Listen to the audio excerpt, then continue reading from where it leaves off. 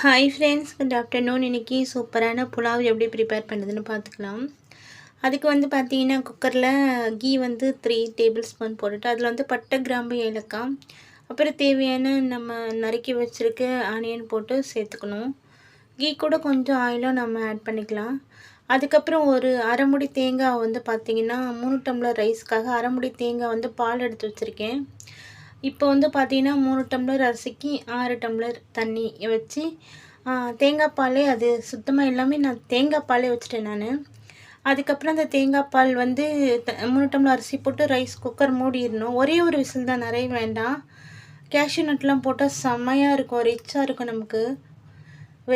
புலாவ் இது செம்ம டேஸ்ட்டாக இருக்கும். கீ புலாவ் பாருங்கள் எவ்வளோ உதிராக இருக்குது பாருங்கள். சூப்பரான வெஜ் புலாவ் ரெடியாக இருக்கும். மணக்க இது கூட பார்த்தீங்கன்னா நம்ம சிக்கன் மட்டும்தான் இதுக்கு பொருந்தும். சிக்கன் செம்மையாக இருக்கும் டேஸ்ட் இதுக்கு. சிக்கன் இல்லைன்னா மட்டன் கிரேவி தான் இதுக்கு நமக்கு பொருத்தமாக இருக்கும். ஸோ உங்களுக்கு chicken gravy, mutton gravy, raita, அந்த மாதிரி ரைத்தாலாம் கூட அவ்வளோ சூட்டபிள் ஆகாது.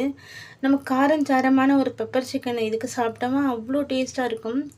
இன்றைக்கி எங்கள் வீட்டில் தேங்காய் பால் புலாவ், அதுக்கப்புறம் சிக்கன் கிரேவி, அதுக்கப்புறம் பார்த்திங்கன்னா பாதுஷா ஸ்வீட் ஐட்டம் பாதுஷா. இது எல்லாமே நான் ப்ரிப்பேர் பண்ணது.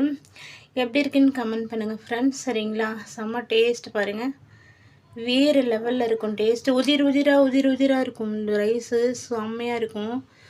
உங்களுக்கு பிடிச்சிருந்தா நீங்கள் கமெண்டில் எனக்கு பிடிச்சிருக்கு, சூப்பராக பண்ணுறீங்க அப்படின்னு சொல்லுங்கள். தேங்க்யூ ஃபார் வாட்சிங் பேபி ஃப்ரெண்ட்ஸ்.